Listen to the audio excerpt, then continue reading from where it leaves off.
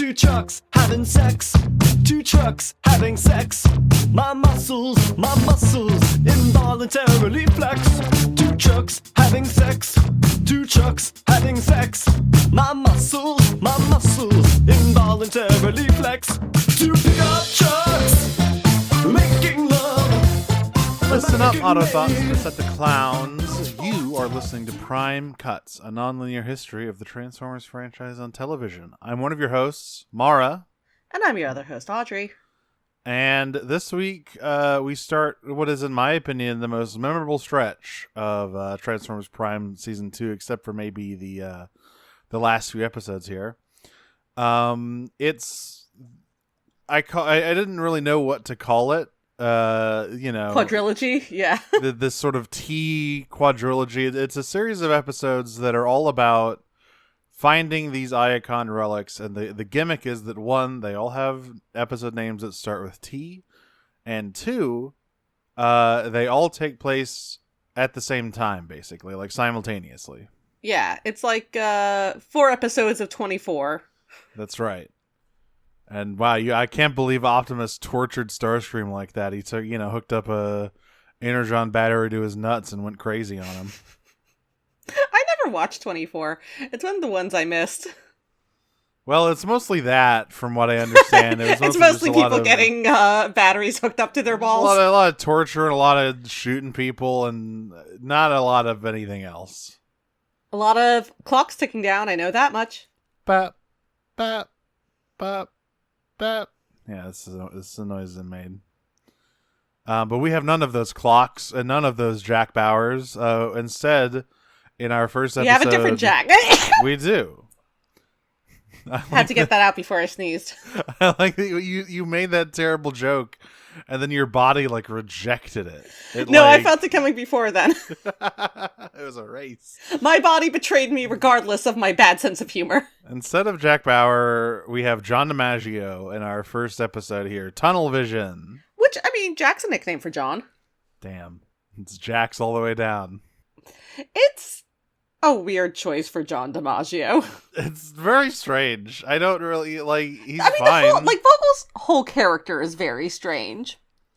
Vogel feels like someone read through some, rejected X-Files scripts. Yeah. And then was like, oh, here's a guy we can use. For an episode. Vogel, we'll get there when we get to him, but this John DiMaggio character, Vogel, he's a kind of character that you can't really make anymore, which is the funny conspiracy theorist, because conspiracy theories are now just kind of permeated the culture and they're all horrible. Yeah. And unfortunately, we're in a country run by people who believe in conspiracy theories. Yeah, and most of them aren't about alligators in the sewer anymore. It's about it's about Jews in the sewer. That's right. Look, he does say mole men. I was like, I don't know, Vogel. You got some opinions I don't trust. Yeah, really. Don't get any drinks in him, and he'll start talking to you about the banks. Also, anyway, I do think it's weird to cast a white man as a black man. Oh yeah, but I think that has happened to John DiMaggio before. If you don't know what he looks like, you can kind of see it. We know what he looks like, so I was like, well, that's weird. Yeah. Well, I'm going on record saying I don't think it should have happened. When I was younger, I thought Huey Lewis of Huey Lewis in the News was black, and then I saw a picture of him, and I was like, wow, that's the whitest man I've ever seen. That is true, but I feel like that's more understandable, honestly, than John DiMaggio. Anyway, Tunnel Vision starts out right where we left off after getting off of the Nemesis. We've got 4 sets of coordinates, and Optimus says, we can't afford to let any of these slip out of our grasp. So the only choice we have is to split up and go to each of these 4 coordinates separately. Only choice. He's kind of right. Yes. Yeah, it is I don't know. Optimus's entire attitude this season is very funny to me. He's got some great lines. He is so done. Yeah. He's Like, that's really what it is. He's just, like, extremely done. He doesn't want to give the Decepticons any other chances. He's sick of this shit. Yeah. So obviously, Megatron thinks the same thing. We also get we get the sort of seeding the little conflict between Jack and Miko here at the start, because obviously, Optimus says, well, New York is a big city, so we don't want like a huge footprint there. RC and Bumblebee are the best suited for this. And Jack says, well, it's a city of 8 million people, so you're going to need someone to like interact with the humans probably. Because there's definitely going to be a lot of people there. There's for sure going to be a lot of people in New York City. Very visibly, a lot of people walking around New York City, one of the most the populous cities in the United States. Definitely a lot of people are going to be on the streets. The joke is that there's when they go. The joke is that, as per usual, there are no background characters in this show. No, they can afford like 3 of them in Jasper, but there's no way they can afford to fill an entire New York street. And Miko says she wants to come along too, because she says Jack has never actually been outside of like bumfuck nowhere. And he goes, well, I've been to Cybertron, and she goes, oh, I've been to Cybertron. Optimus just me for my big boy thing. Well, that's later. But yeah, so they're going. Yeah. A single trip to Cybertron is exactly the same as growing up in Tokyo, you asshole, you motherfucker. I'll kill you. Do you even know what a subway is? She questions whether or not Cybertron has subways. Which Yeah. I also question.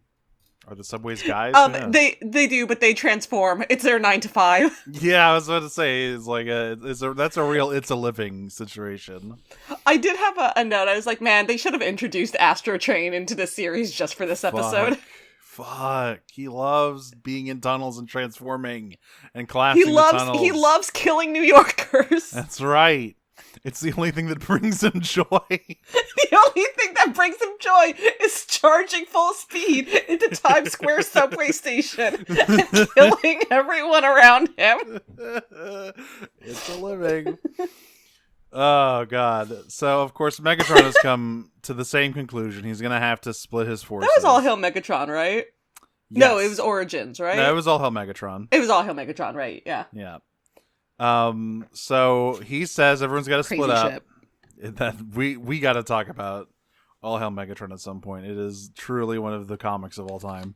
I mean, this is like one of the episodes where I feel like we could, because when else are you gonna get a subway? Yeah. Like, genuinely, that is the thing that is most memorable to me about All Hail Megatron. Is Astro shot, Train killing all these people in a New York subway station. The panel of Astro Train, yeah. I mean, it's a memorable panel. It's also memorable because it's Astro Train, who also does nothing else in the entire comic run, I think. Yeah, that's all he does. He just wanted to do something, He just wanted to feel something. Say that he was there, yeah. Yeah. So Megatron... Fucking Cosmos has a bigger role than Astro Train. Fuck. Yeah. Look, Astro Train had a rough go of it in IDW, So, unfortunately, Astro Train is not in this episode. I would love it if we introduced Prime Astro Train here, but it would have been so funny. Megatron is assigning people. It's not like he could have killed anyone. There's no one around to kill. That's true. That's why he didn't show up. Yeah, he's like, oh, I'll be in the show. Do I get to kill any New Yorkers? What? No. Okay, I'm not going in. No. I love treating fictional characters like actual actors. That's fun. That's a good thing we're doing. That's right. Yeah, call my agent, said Astro Train. So, it's just a number to Starscream.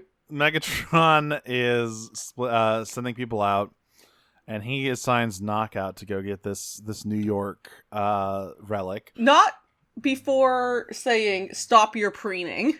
Yes. Well, this is fun fact. This is the first time Knockout has acknowledged Breakdown's death since it happened.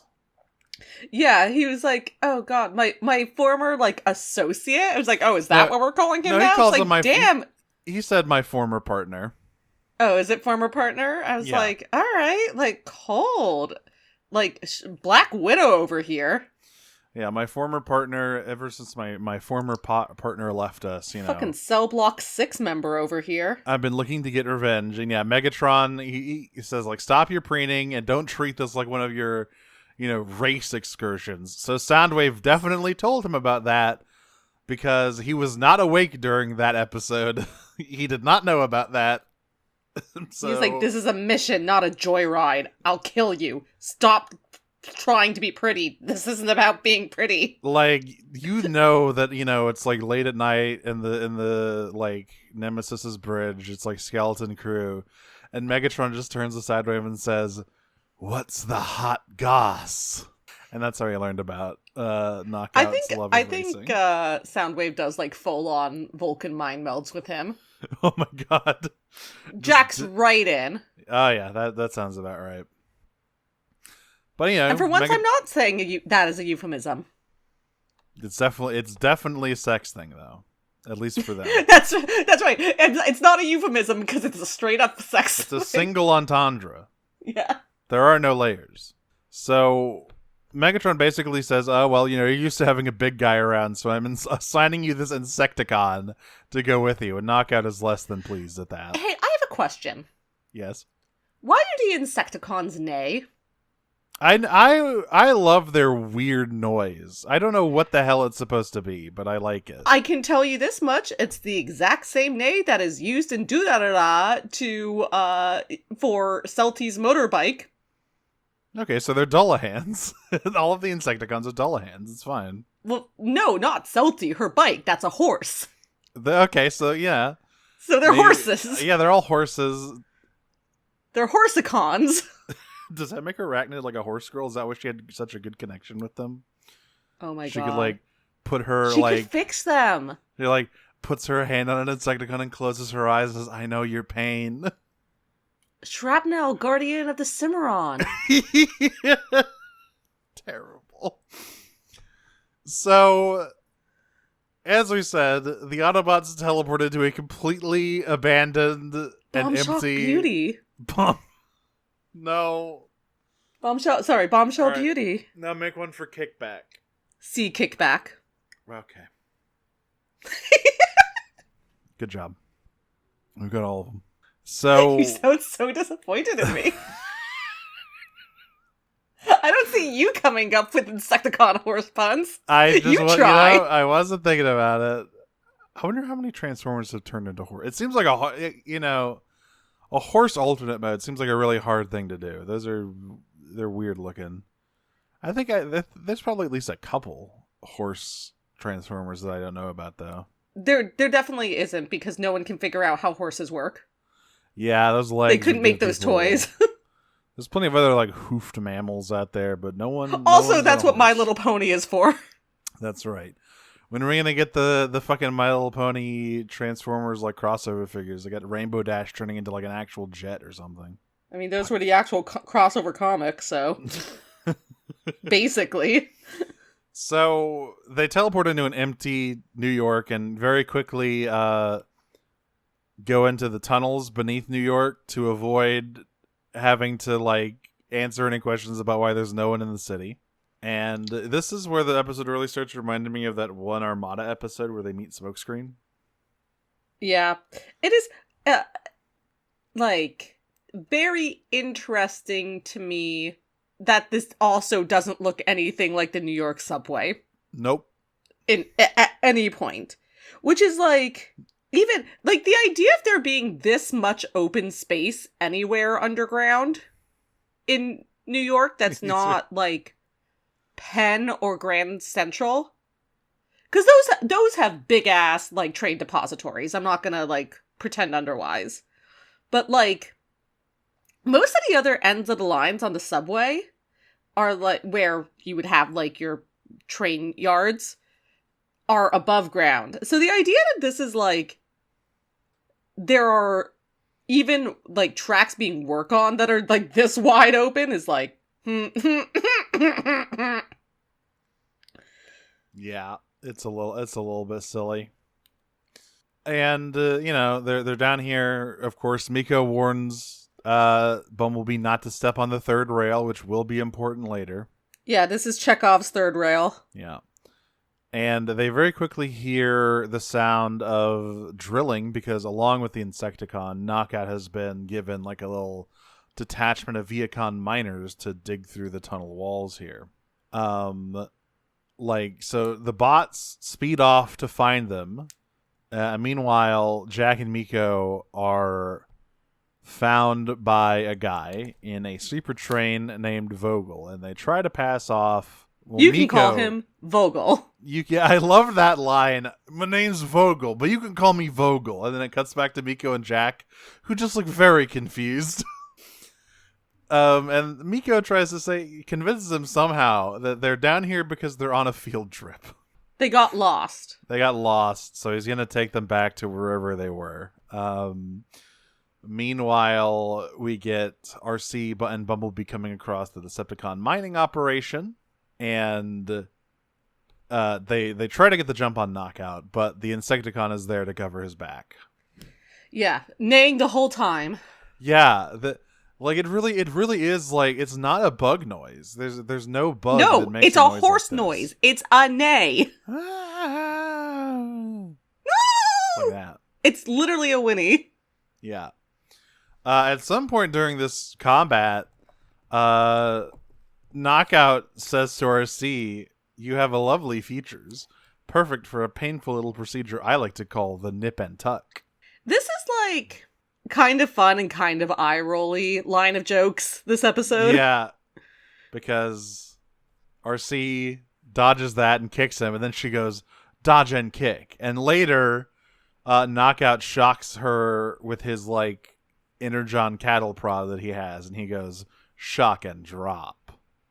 And then she eventually electrocutes the Insecticon and also goes shock and drop. Also goes shock and drop. Meanwhile, Vogel is telling the kids all about the albino alligators and the molemen that live down here. Yeah.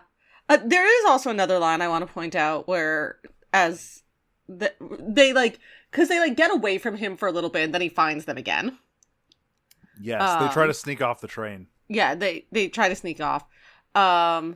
And he's like, "All right, tell the truth this time or you're going to have to answer to the MTA." And I'm like, the MTA has never done anything for anyone, so that's not very scary. Yeah, oh no, watch out. Oh no, you're going to raise my subway fare again for the fifth time in as many years. Go fuck yourselves. Yep. Yeah, this is where, so they slip off the back of the train, and this is where this little conflict between Jack and Miko starts, because Jack basically Sorry, I said have New York opinions tonight. That's right. I knew you would. It's a New York episode. You're allowed. Jack, he went on this mission saying that he was going to be the face. He was going to be like the talk guy, right? And Miko, it's been kind of building up. He even says, I don't know why you didn't say something before, but she's a little bit frustrated that Optimus trusted Jack to go to Cybertron and not her, and that she just sort of feels like she's being discounted and underrated because she's not, she's not chosen by Optimus to do stuff, and she's not smart like Raph, and so she's feeling a little bit underappreciated. Yeah.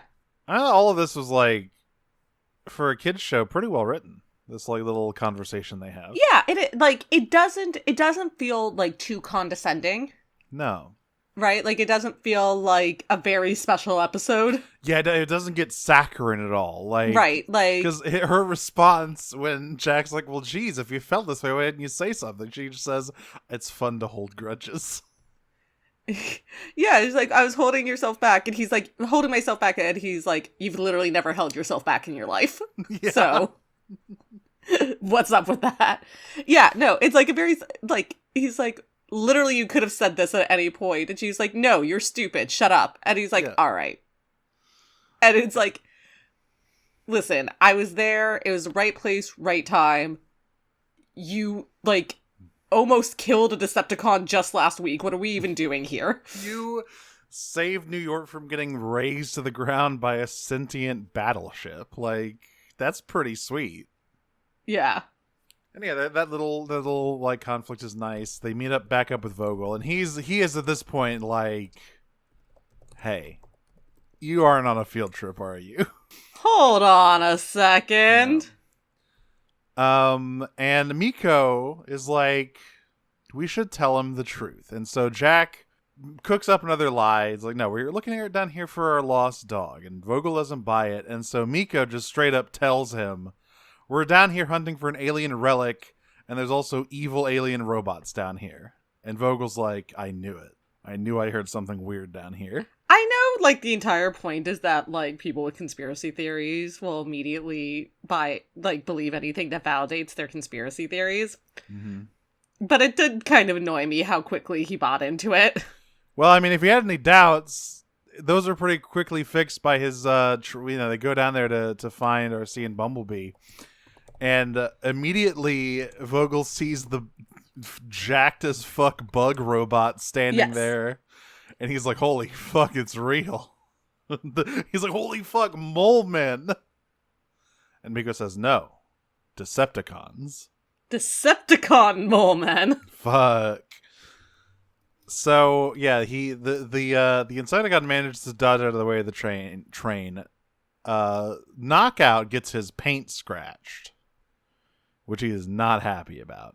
Yeah, this is, as per usual, it is only when Knockout's cosmetic well-being is threatened that he becomes serious. Yeah, he gets fucking pissed. The Insecticon shoots at the train and knocks out its, like, brakes. So while it goes careening away and RC goes after it, Bumblebee, so RC goes after the train. Knockout, at this point, has taken the relic they dug up and is heading back. He is like, fuck this. They already scratched my paint. I'm just going to take this and go. The Insecticon can deal with this. So Bumblebee gives chase. Yep. The kids are about to die again, by the way. The train's brake line is cut and they are careening directly for a wall. Oh, yeah. I mean, listen, what are you going to do? Yeah, like... So she has to go in there and, like, solve the trolley problem.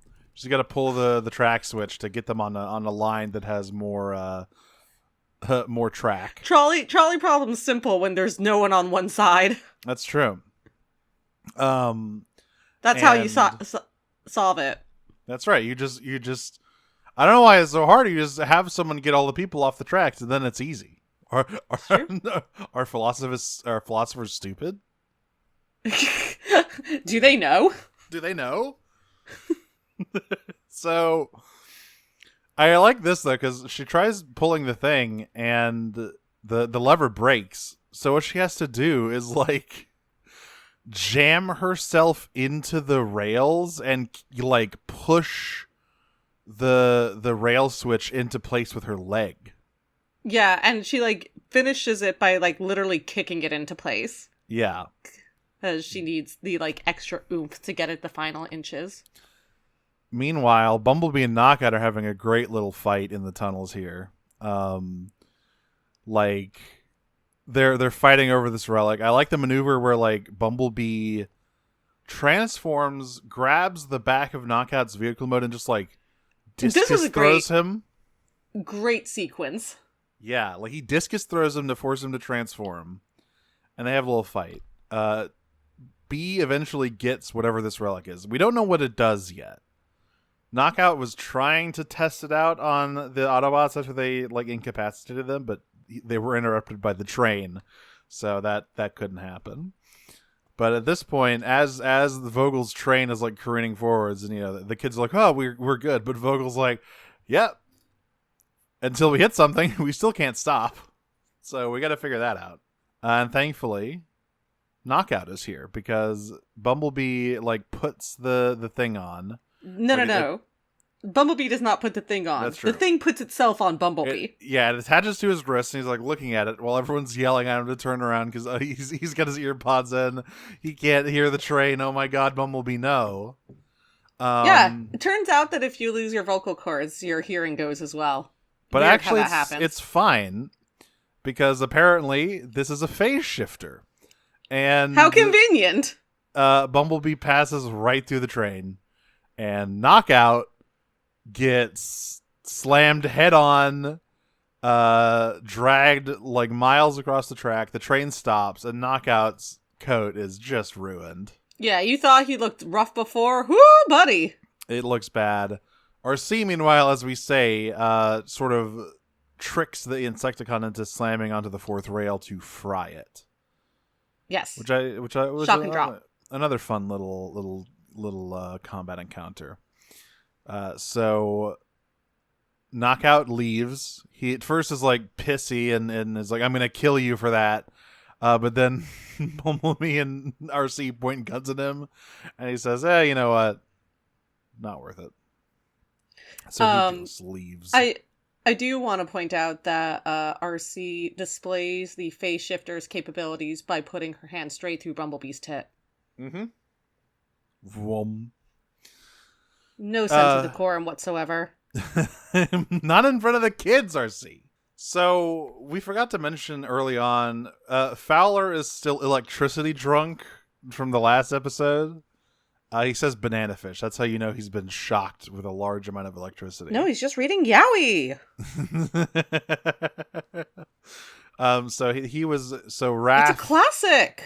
Raph was basically like acting as dispatch before this. Now, when they call back to base, they find Fowler is up and about, who says, though he's back out of it next episode. So what is the truth? But that's because it's all the same. Like the beginning of the next episode is like the beginning of this episode. That's right. It's all yeah. the same time. Because Fowler says to somebody, "Drop that rock and head on home, soldier." We'll learn more about that later. But for now, they're like, well. I mean, you can take a guess. Yeah. So the Autobots have a dilemma because they're like, the kids are like, hey, so this guy, we had to tell this guy, he knows about it now. Do we have to adopt him? Yeah. Please, can we keep him? But Miko has another idea. She calls Fowler and has him like fake induct this dude as a deputy of interstellar relations. And then says, all right, we'll call you when we need you. But until then, you got to lay low and not tell anybody about the space robots. And Vogel's like, you got it. And I mean, sure. Vogel has the same moment that every Transformers fan ever has had where he thinks, man, robots that can turn into vehicles. And he turns around and looks at his fucking sweeper train. Yes. It's like, what if that was a guy? That's the end of the episode. So we're keeping score here. This is 1 Autobots 1, Decepticons 0. They have a relic. It lets them no clip through and things. Other parties also 0. Yeah, we will we will be adding to the scoreboard later. And by later, and it's Starscream with a steel chair. But God, Starscream's music. And it's just that, like, the fucking Seabat song that dude was fucking to, the clown horns. That's Starscream's God. music. Yeah. Speaking of, triangulation is next. We start with Bulkhead running through the ground bridge, being sent off on his mission, which we will see later. And Ratchet... Actually, no. First, we actually started the Nemesis with Megatron telling Dreadwing to go to Antarctica. And being like, hey, look, you want to prove yourself worthy of being second in command, you better not come back empty-handed. Oh, right. Yeah, we started with the Decepticons first because we have to see this. Which is, Megatron dispatches Dreadwing, and then we cut to the fucking Harbinger, where Starscream is preparing to do a saw trap. Yeah, a self-surgical implant of a T-Cog from his dead clone. This is straight out of Saw 10, baby. He's gotta...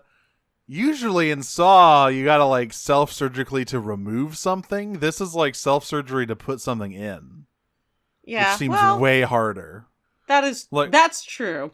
Like, neither of them are pleasant. Don't get me wrong. I don't want either of these things to happen. But no. You are correct. It's gonna be way harder to get. Like, I could. He is not a medical doctor. No, he is not. And he's trying to talk himself up to it. But thankfully, before he can, do malpractice on himself. I mean, the does that Harbinger. count? Can you? I'm suing myself for medical malpractice. I win. If only one of his clones were still alive. Ah, gee. Well, Which is, by the way, how he gets this T-Cog. yes, he says a damaged but still functional T-Cog. So he has chopped that guy up. He's in a trash bag somewhere on the Harbinger. Here's a great question. Like, the BuzzFeed article, would you fuck your own clone? Would you dismember the body of your own clone? Would you look yourself in the eyes? In the dead, lifeless eyes and dismember your own body? Would you harvest your own clone for organs? Yeah. You're a match. Is it, there's basically no one better to get an organ donation from than your own clone. But yes, the Harbinger informs him that 4 like separate Real Mickey 17 shit here. It is Starscream 17.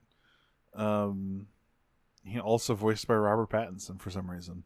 By the way, great voice actor. He loves playing freaks. I think he'd do a good job. He does. I'm kind of like obsessed with Robert Pattinson. I do think he's one of the funniest celebrities out there.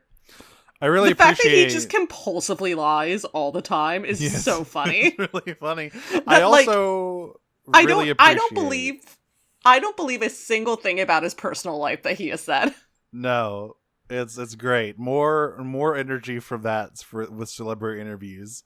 It's like an anti-parasocial thing. They're just gonna lie about everything and be weird. Yeah.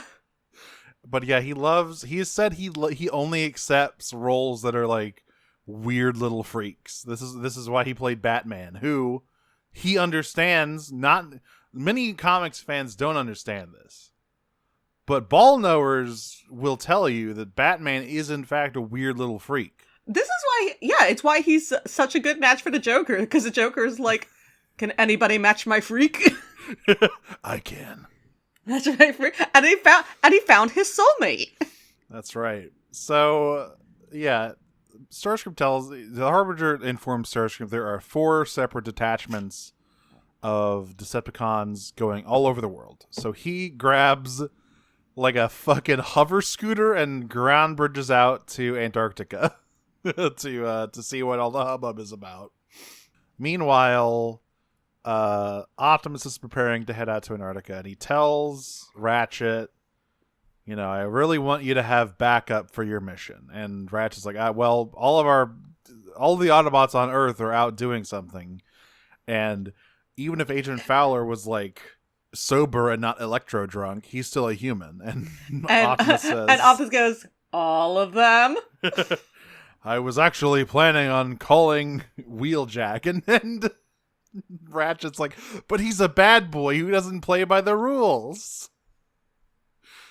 This just really, there's no way. Our romance will never work, Optimus. This just makes me think of fucking, there's no way to avoid it, considering Wheeljack's, it's Ratchet and Drift. Yeah. I guess this does mean that Wheeljack and Ratchet will fall in love. Yeah. Hot damn. But he Which, tells... it's really funny because now we get to go back to G1 with Wheeljack and Ratchet. Fuck, with wait! The drift, with the Dratchet dynamic. Yeah, what a fun, there. The best of both worlds, or the worst, depending on how you feel about these things. Although Wheeljack is definitely a lot grumpier than Drift. Drift's a pretty nice guy, all things considered. He's just kind of weird. Yes and no. Deadlock sneaks up on him sometimes. That's true, but I feel like, Drift really did start life as an edgy OC. It's like, oh fuck, he's a Decepticon turned who's an Autobot, and he's got he's a samurai. He's a samurai. He's got 2 swords. He's got a code of honor. Like, and he used to be so fucking drug addicted, but now he's clean. I forgot that he... Yeah, he was a drug-addicted sex worker, and what are you gonna do about it? I forgot about all of that shit with Deadlock Specs. Canon shit! That's so funny. How did you forget that he was, extremely drug-addicted? I don't know. It's been That's a while. a really core part of his time as Deadlock, is being extremely drug-addicted. The sex worker stuff is more vaguely implied, but, It's been a while since I read All Hail Megatron or Drift Empire of Stone. So, like, I forgot all about that stuff. Oh, Drift is so funny. Anyway. Drugs aren't cool, but they are when my cool OC does them. Thanks, Shane McCarthy. Anyway. Oh. Ratchet's, I love IDW so much, man. Ratchet's gonna have to hang out with Wheeljack and no, there's only one bed. And there's only one way this can end. Yeah. Meanwhile, yeah, Optimus heads to the Arctic. Starscream immediately gets arrested. He ground bridges in on his dinky little scooter, gets strafing around by Seekers, and Dreadwing just shows up and slaps some cuffs on him. So, I have. Oh no, I know what this is from now. I was trying to figure out what this note is from, but it's from a little bit later. Yeah, because Dreadwing, like, you know, comes down, and at first, Starscream's like, "Oh my God, Skyquake! How is that possible?" Yeah, which I guess and confirms that Dreadwing's Starscream is colorblind. Yeah, it's like Dreadwing's like, "Girl, I know you have a trine that looks identical to you with different colors. This is how every flyer in our society works. Come on, man." Well, you must be thinking of my twin, who is one with the Allspark. No, I'm Dreadwing. And he's like, I should, by all rights, I should kill you here and now, traitor. However, my duty as Megatron's second in command means that I should present all traitorous scumbags to him for punishment personally. And Starscream goes like, "Second in command? That's my post!" And all of the Viacons like point guns at him and he goes, "My former was my post." So yes, if you thought this, I will say, I think this is like the true nadir of Starscream's patheticness, is falling off his fucking bicycle and getting arrested immediately. Yeah, this is also one of the like greatest episodes in terms of seeing how self-sabotaging he is. Truly. Because he can't go 2 minutes without trying to ingratiate himself with the whatever side is winning. Oh my God. And it's like if he had like stuck to his guns with either of them, maybe something could have happened. Like if he had, particularly with Dreadwing, right? Yeah. Like if he had said like, "I'm still a Decepticon, let me help," or whatever, instead of immediately trying to like ingratiate himself with Optimus at that point, maybe something could have happened. But it truly is just like, it's like pretty cringy, secondhand embarrassing in this episode. It's pretty hard to watch. He's such a little worm. Yeah. Particularly as a Starscream lover, I'm like, Jesus, dude. Get some self-respect, buddy. So, they find a big hole in the ice with flags around it, and Dreadwing's like, "Oh my God, the Autobots have taken the relic." And Starscream, of course, says like, "Well, maybe not. Like, yeah, there's vehicle tracks, but I don't really know the Autobots to be the kind of guys to plant flags where they've won stuff." This is like the thing about it, because he starts off like genuinely being pretty helpful. Mm-hmm. Now, a lot of that is, again, because he's trying to ingratiate himself to Dreadwing. But, like, if he had stuck with that, and he'd said, like, you know, "Uncuff me, I can help," and hadn't immediately backstabbed him the second stonk number went down. Yeah, so Optimus rolls up. He and Dreadwing have a little standoff here. And, you know, they both say, you know, Optimus says, "Return the relic." I just want to say really quickly that, like, this is it's Dreadwing takes this comment that Starscream makes. It's like, the Autobots already got here, and Starscream's like, it's possible, but like, I genuinely don't think so. And Dreadwing takes it as like challenging him or whatever, but like, it is Starscream being like, I don't know, man. Like, he's actually right. Yeah. Yeah. It's like I know these guys pretty well, and this just does not seem like their MO. Yeah, but then Optimus rolls like, up. "You're new here on Earth." He rolls up. They have like a standoff, which I get to talk again about how much I love Dreadwing's gun. Like, it's just a great design to have, like, the afterburner of the jet turn into a big, like, two-handed autocannon. It's so sick. It's also cool. He's got a cool sword. Dan Dreadwing. Dreadwing's so cool. He's voiced by Tony Todd. He's purple. It's true. Damn. He's got, like, a sense of honor. What a cool guy. Anyway, they have fight. A lot of this episode is just Dreadwing and Optimus having, like, a big, meaty, oiled up fist fight while Starscream sits around and watches. It is big, meaty men mashing meat. There's a lot of just, like, they're not even shooting each other. Just, like, Dreadwing spears Optimus off of a cliff and they just get back up and start punching each other in the face. So this is the note I have. So at one point, Optimus is, like, on the ground and Dreadwing's, like, going to do a finishing blow. Yeah, and Optimus, like, shoots the ice shelf that's behind him. And all I could think, and Dreadwing looks at him and goes, "Your aim sucks shit, dude." Yeah. And all I could think of was the Gravity Falls. My ex-wife still misses me, but her aim is getting better. Yep, and of course he buries Dreadwing under an avalanche, and he and Starscream kill the rest of the Seekers that came here with Dreadwing. And this is where Starscream's like, "Hey, man, how about you? You know, I'm so happy you're here, Optimus. You saved me from my Decepticon captors. Why don't you take these cuffs off, and I'll help lead you to the relic." And Optimus just tells him to shut up.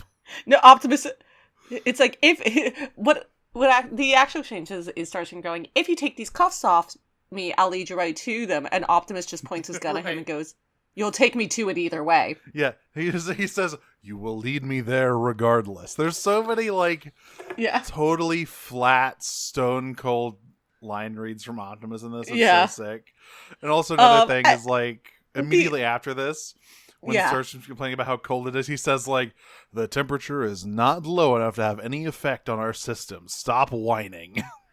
Like, and the entire time that he's saying this, like, the funniest part of all of it is Starscream doesn't even try to defend himself. He just kind of, like, grumbles. He's like, grumbles in size. He's like, and, like, rolls his eyes. He's like, "All right, fine." Whatever. Like, he knows he's cooked. Yeah.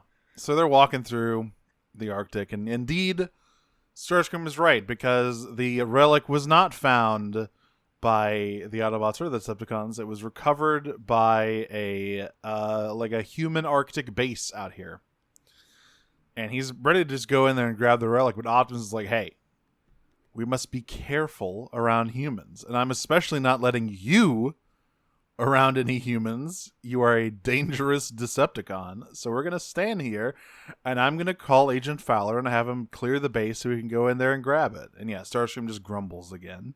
He's like, "This is stupid. You're stupid." Yeah, I also like the line where he tries to, like, "Hey, Optimus, I don't know why you're treating me like this.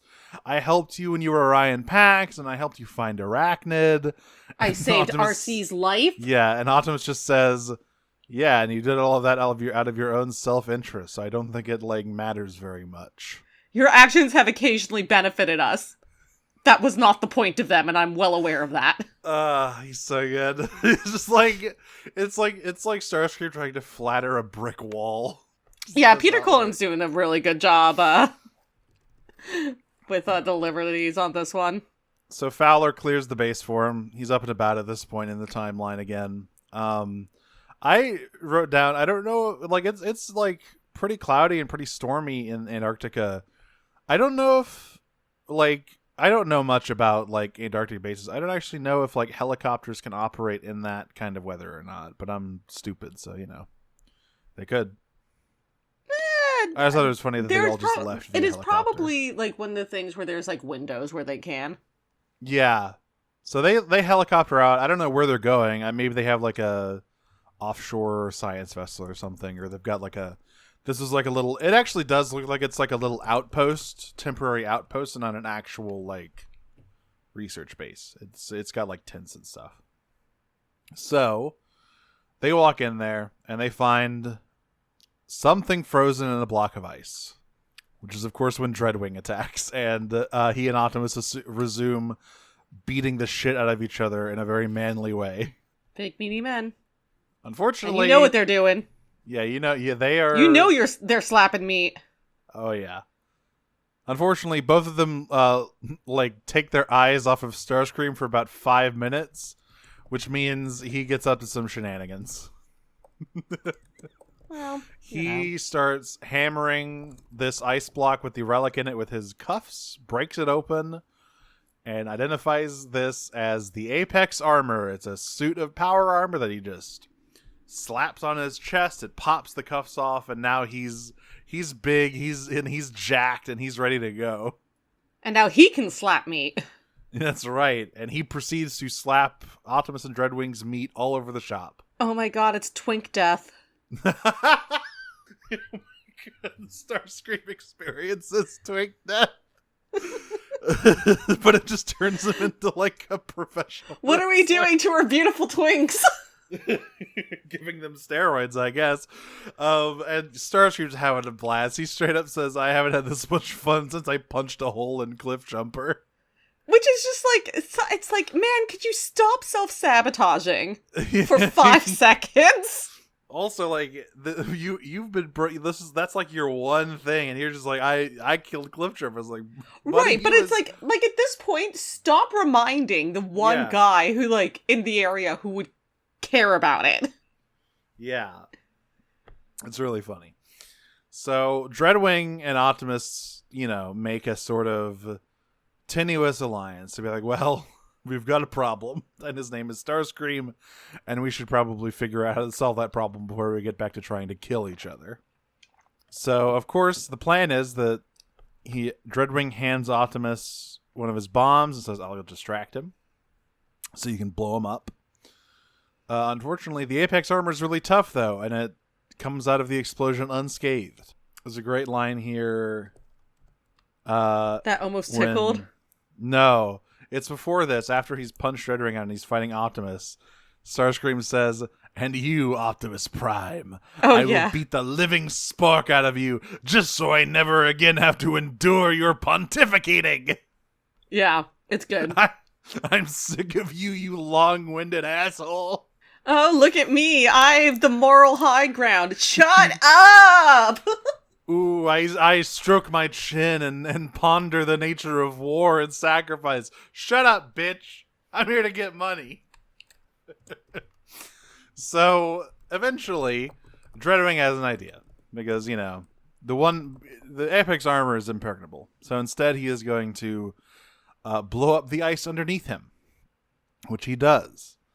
Sending Starscream crashing into a big hole in the ice and removing him from the thing. By the way, Dreadwing several times does like sweet sword flips before he attacks. Like he's like the fucking guy from Indiana Jones. He's doing like sword twirls and shit. It's really funny. We get it. You think he's cool. You have a crush on Dreadwing. So Optimus, says Dreadwing's looking about ready to attack again. And Optimus says, hey, look, listen. We've lost the relic, and the threat of Starscream is neutralized. There's no reason for us to fight anymore. And I know you're an honorable guy. And I'm once again extending... And he also says, when Dreadwing brings up Skyquake's death, Optimus says, I understand that, and I regret the part I had in Skyquake's death and wish it had gone differently. And so I am extending the same invitation that I extended to your twin of joining the Autobots and helping me end this war for good so that no other people can die. And Dreadwing, puts his sword away, walks up to him and says, you have saved my life. And next time I see you, I will terminate you. And Optimus just looks very disappointed and goes yep. All right, Dreadwing. I get it. And we get a nice little shot of them parting ways while there's a big aurora in the background, and Optimus is just kind of standing there. And then we cut to the bottom of the ocean, where Starscream is still there, and he is walking home in the Apex armor. Which, by the way, I gotta say, he looks really dumb in the Apex armor. Oh, he looks When I say twink death, I mean it. This is awful. He looks. It's like David Byrne's big suit. It's like it really is like SpongeBob big guy pants okay. Starscream big guy pants okay. Yeah.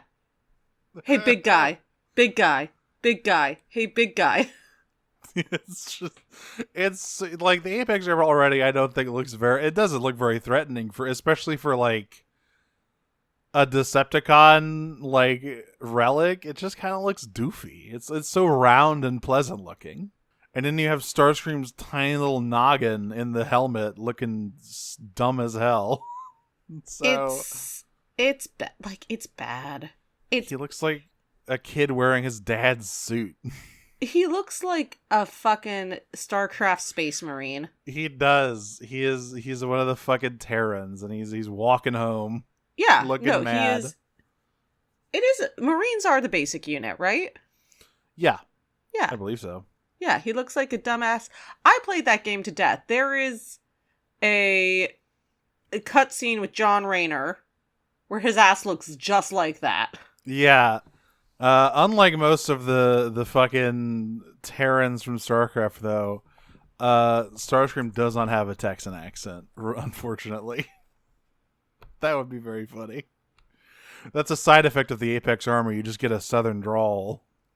Here, 1 second. You're gonna find a picture of John Raynor? Yeah, I just did. Yeah, sure. Looks fucking goofy. Sorry, Jim Raynor, not John Raynor. It has been some time since I played it, but honestly, that's closer than I thought I was gonna get. So this is my cool sci-fi OC Jim. Yeah, his little face poking out of the top. Fucking Jim Raynor over here. Oh, it does look really goofy. Like, this was... okay, the photo I'm about to send you, you can't see his whole body, but this was, like, the cover image of StarCraft until StarCraft 3 came out? Or Star 2 came out, basically? Like, that was the cover image for Brood War, which was StarCraft from, like, what? 2000 to 2015 or something? Clearly, you don't own an air fryer. That's the face he's making. Anyway, that's what Starscream looks like. Look up Jim Raynor. You'll see what I'm talking about. Yeah. He's not even a Marine in the actual game. He's a vulture. Whatever, it's fine. This is why the 40k Space Marines all wear, like, knight helmets and don't have their heads exposed, because it would look really stupid. Genuinely, it's horrifying that I remember this much about StarCraft. Given that I haven't played it since probably 2009. There's one more line right before they dump him in the ocean. Starscream is monologuing. He's like, "Ha, that tickled, fools! Not only am I intelligent, I am invincible." And Optimus says, "Yet you cannot fly." And he looks pointedly at Dreadwing and goes, "And yet you cannot fly." And Starscream goes, and Starscream doesn't recognize any of it. Nobody's perfect. Yes. Yes, well, nobody's perfect. So, that's my Steve Bloom impression. As we end triangulation here, our final score is Autobots 1, Decepticons 0, Starscream 1. Yeah. It's going to take him a really long time to walk home, though. Like a really long time. Yeah, well, you know. I don't remember where the Harbinger crash site is, but I'm pretty sure it's in, like, fucking Arizona or something, so it's gonna take him a while. Do-do-do-do. Do-do-do-do. Yeah. Do-do-do-do-do-do-do-do-do. All of this other shit is happening. Just imagine Starscream angrily walking across the seafloor. He's doing Brody question down there. Hey, where's Starscream for the rest of the season? Oh, he's walking across the seafloor still. Just assume that's what he's doing until he shows up again. Yeah. God, that would be a great little like cutaway gag. And yeah, that's it for the first 2 episodes of our little like Iacon Relic quadrilogy here. Yeah. Got some questions, I do believe. I do declare. Can everyone find me some goddamn acid? I'm a simple Southern lawyer, and I do declare, will anyone find How do you some find goddamn- people? Know where I can find some goddamn acid. Our first question this week comes from Scrapple Roan. Drop Jake the dog from Adventure Time into TFP. Who would he be friends with? Who would he not like? How would the team dynamic change? Which human dons the Jake suit? Oh, Jesus. Miko. Yeah, that for last sure. one, definitely. Literally no one else would let Jake come No. close enough to do that. No. Miko, what I think, among the human cast, would definitely be... Bulkhead. Bulkhead would be Yes. Jake's friend. Yeah, they have a love of hitting stuff and doing cool stuff. Absolutely. Ratchet would just hate it. He would be so mad if this stupid fucking dog was around. I have an answer, but I don't think I should say it. Okay. All right. Who'd he not like? I don't think he'd get along with Ratchet. I think Ratchet and Optimus he wouldn't get along with because they're like stuffy. They're like fucking. I think he'd be okay with Optimus. Yeah, I think Optimus is like This chill particular enough. Optimus is like dad vibe enough that I think he'd be like, I respect it. He's a dad of several children himself. That's right. Loving father. How would the team dynamic change? It'd just get a little more chaotic. A lot more chaotic. Well, actually, no, Miko's still there. Just a little more chaotic. Yeah. Aurora RCS, what do you think of Starscream's gay little scooter? It sure is gay and it sure is little. It is so funny.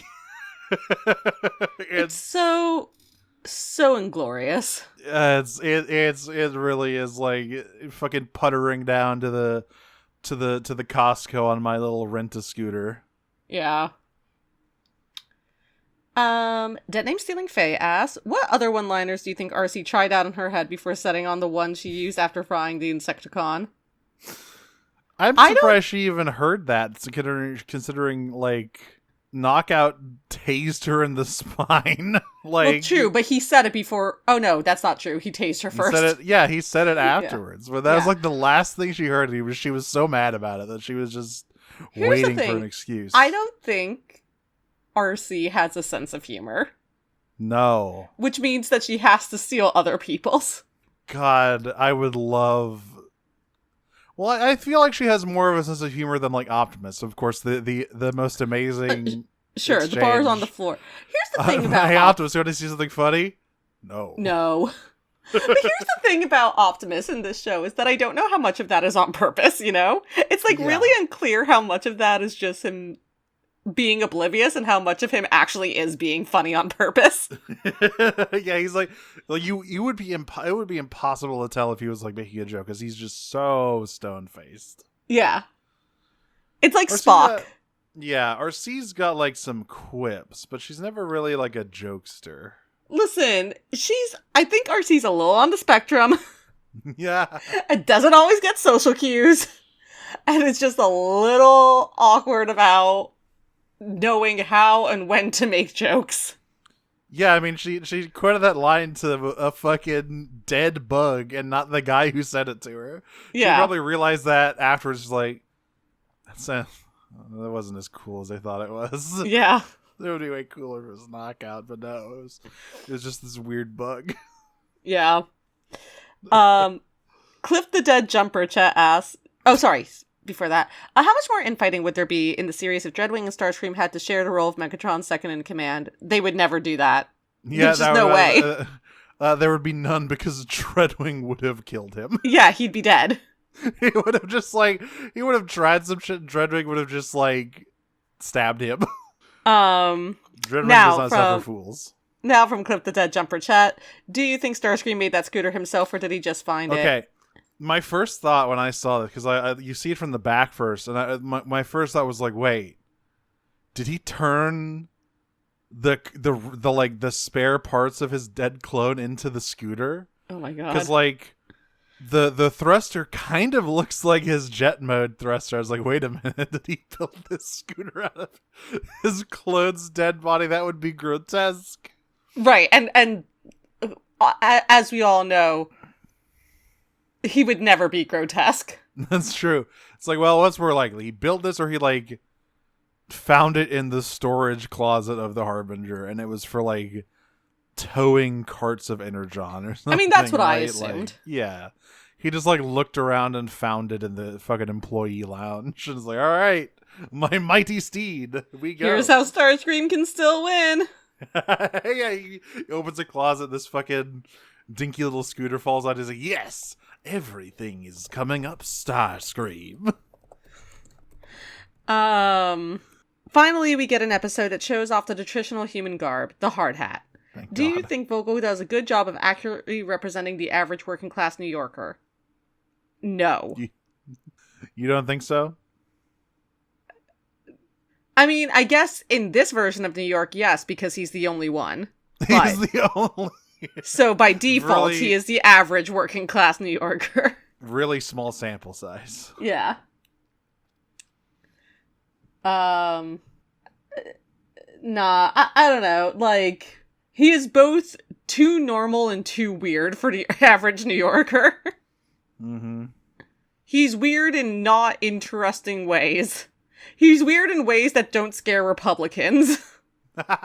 Though he is Well, black, you're the so hard to call on that one. You're the experts. I defer to your judgment. Also, the average working class New Yorker does not work for the MTA. They are the enemy. Your sworn rival, the MTA. You should be like my friend who works at LaGuardia instead. Hey Bynass, can you do a quick pitch for an original character for Vogel's train to transform into? Astro Train. It's not Astro Train. No, that's my pitch. No, he's too small. I was thinking about this, like, okay, what would, I think he would obviously be an Autobot. Like, unless it's green and purple, most construction equipment is Autobots, right? All Like, right, the here's my name Constructicons for it. are kind of, Here's my yeah. actual name for it. I think it's a good Yeah. one. Express Line. Yeah. And he's like a fucking engineer, and he's down in the tunnels. Or if you're talking about actual MTA, Stop Skipped. But it's like a fucking maintenance train, right? So it's not like the subway. It's Yeah, like I know. It's like a dinky little Fair Hopper. yeah, there you go. He's riding the rails. He loves the Oh, tunnels. you know what? No. There you go. Third rail. Third rail. Yeah, he's got like electric weaponry, but it's also like it's one of those things where it's like all of the stuff that like the animated Autobots have, where all of their like quote unquote weapons are also just tools, basically. Yeah, I think third rail is a good one. Except Prowl. Prowl just has ninja stars, but he's kind of an outlier. That's different. Also depends on what Prowl we're talking about. I was specifically talking about animated Prowl, Yeah. because I was just thinking about like how all of their weapons are just like power tools, basically, Right. because they are working class.